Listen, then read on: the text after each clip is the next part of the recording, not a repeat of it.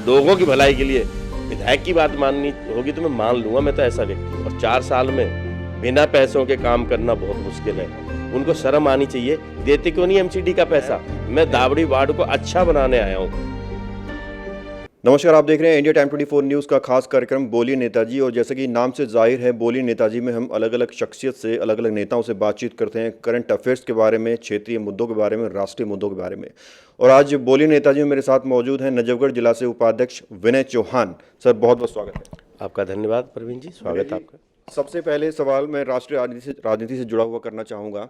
किसान और सरकार के बीच की जो दीवार है, ये टूटती क्यों नहीं? क्योंकि ऐसे आंदोलन को खत्म करने के 2 ही रास्ते वर्तमान में समझ में आ रहे हैं। पहला रास्ता है कि एमएसपी पर कानून बन जाए और तीनों कृषि कानून वापस ले लिया जाए तो आंदोलन खत्म हो जाएगा। दूसरा रास्ता है कि सरकार के इस कानून को एक्सेप्ट कर लें किसान। तो तीसरा रास्ता कौन सा है? देखिए, रास्ता क्यों नहीं टूट रहा, आपने कहा है। मोदी जी की आपने स्पीच सुनी?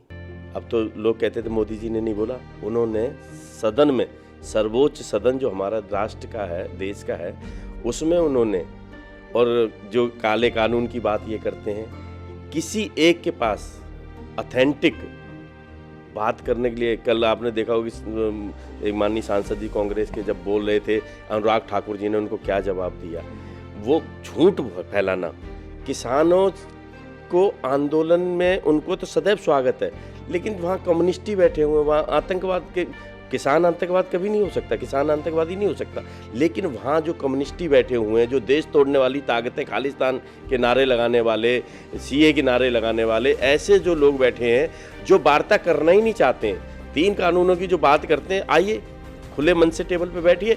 और बार बार मोदी जी कह रहे हैं कि आप उन पे चर्चा कर लीजिए और कोई भी उसमें दिक्कत है हम उसको दूर करेंगे। ना एमएसपी खत्म हो रही है, ना ये जो पहले कह रहे ओपन मंडी लाओ, अब मंडियां आ रही, लेकिन मंडियां खत्म तो नहीं कर रही। मोदी जी ने स्पष्ट कहा है कि और बेहतरीन करेंगे। आपने एमएसपी की बात की, आपने मंडियों की बात की, आपने कॉन्ट्रैक्ट फार्मिंग की बात की। तीसरा एक कानून जो है आवश्यक वस्तु संशोधन विधेयक 2020, उसमें ये कहा गया है कि जो आम जनता है, आम जो लोग हैं, उन पर भी महंगाई का असर बढ़ेगा, क्योंकि इसमें कोई लिमिट नहीं रखी गई है स्टोरेज पर। कोई जो व्यापारी होंगे वो स्टोरेज अनलिमिटेड करेंगे और जब इसकी डिमांड बढ़ेगी तो फिर वो उसको बाहर निकालेंगे सामान को, उससे महंगाई बढ़ेगी, ऐसा कहा जा रहा है। नहीं, देखिए, ये सब भ्रम है। ये इस तरह से ये देश चल रहा है। कोई यहाँ पे ये नहीं कि कोई भी एक सामान जमा कर ले, उनके लिए भी कानून है। कोई ऐसे जमाखोरी वालों के सीधी जेल है, ऐसा ये सब भ्रम फैलाया जाता है। यही तो कह रहा हूँ, अच्छे कामों का यही कांग्रेस ला रही थी बिल, कांग्रेस ला रही थी। कपिल सिब्बल का भाषण है, ये टिकैत का आपने देखा होगा ना, भारत टाइम में एक लेख भी है कि हम जो चाह रहे थे सरकार ने दे दिया। आज टिकैत की तो मजबूरी है। जो विदेशों से फंडिंग आ रही ना देश तोड़ने के लिए, वो कहीं न कहीं इन लोगों तक जा रही। अब वो कह रहे उठ नहीं सकते हो, इनकी तो मजबूरी है। आज ये वार्ता कहाँ कर रहे हैं? तोड़ क्या है? अब क्या तोड़ वही है कि पुलिस फोर्स और जवान वहाँ खड़े किए जाएं और जबरदस्ती इसको आंदोलन खत्म किया जाए? नहीं, हम नहीं करेंगे। किस लिए करें? हम बैठे रहिएगा। जो किसान है उनका स्वागत है।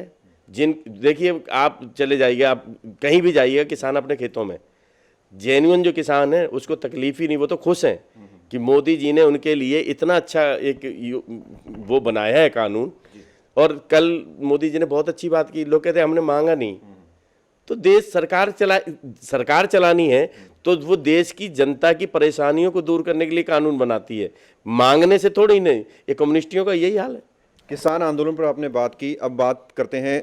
मोदी सरकार ने शौचालय बनवाए देश में, दिल्ली में। उन शौचालयों से खुले में शौच करने के जो मामले हैं वो कम हुए। अब ये कहा जा रहा है कि एमसीडी जो है 5 रुपये चार्ज उस पर लगाने वाली है शौचालय को इस्तेमाल करने पे। आम आदमी पार्टी ने आरोप लगाया है, इस पर क्या सच्चाई? आम आदमी कौन है? वो भी कम्युनिस्ट ही है। उनका पूरा काम ही ये है। पहले तो शौचालय नहीं होते थे, सड़े गले शौचालय होते थे। आज आप बताइएगा, आप चलिएगा, हम अपने वार्ड में हमने 5-7 शौचालय बनवाए हैं।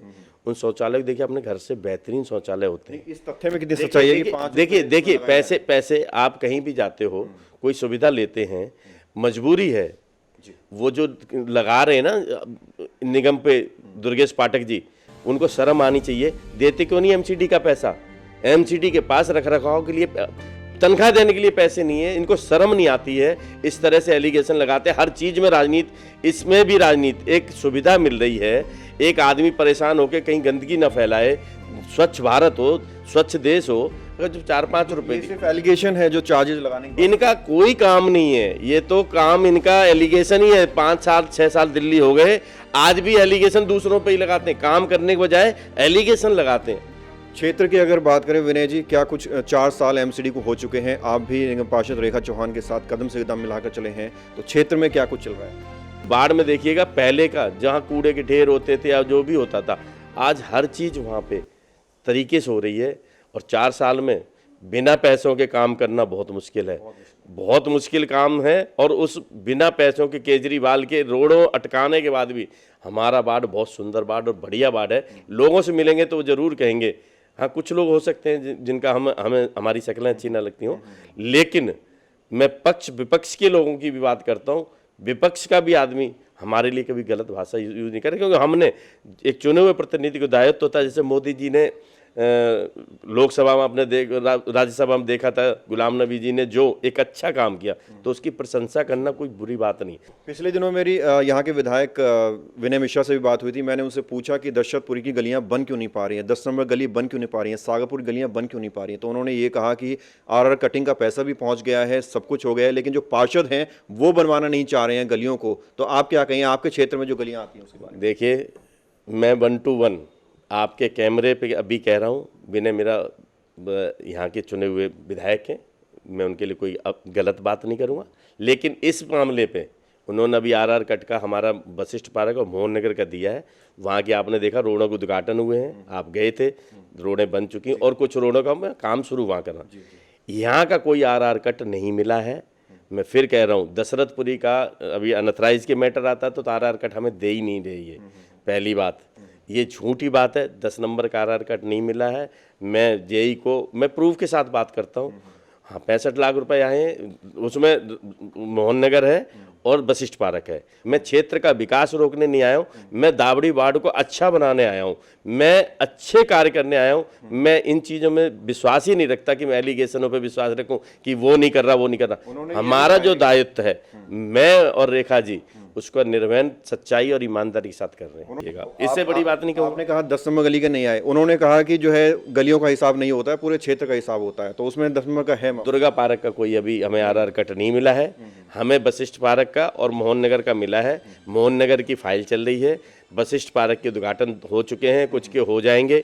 अभी एक दिक्कत और आ रही है, इन्होंने पैसे तो दे दिए लेकिन इन्होंने सिर्फ उस कट के दिए हैं, जितना कट किया है ना सिर्फ उसका दिया है, पूरी गली का नहीं दे रहे हैं।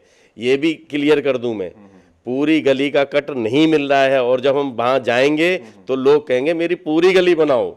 जैसे ही पैसा आया, आप देख रहे वशिष्ठ पार्क में, आप गए थे ना, रोड का उद्घाटन किया, 2 रोड बन चुकी हैं वहाँ।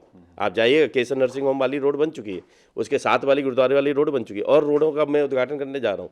तो पैसा आएगा तो मैं पूरे क्षेत्र को, मैं तो मैं आरोप प्रत्यारोप की राजनीति में विश्वास नहीं करता हूँ।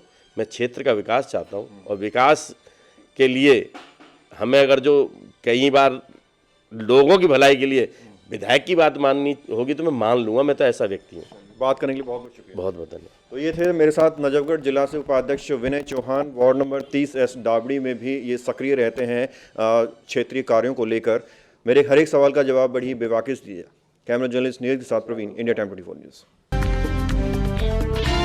खबरों से खबरदार रहने के लिए चैनल को सब्सक्राइब करें और प्रेस करें बेल आइकन।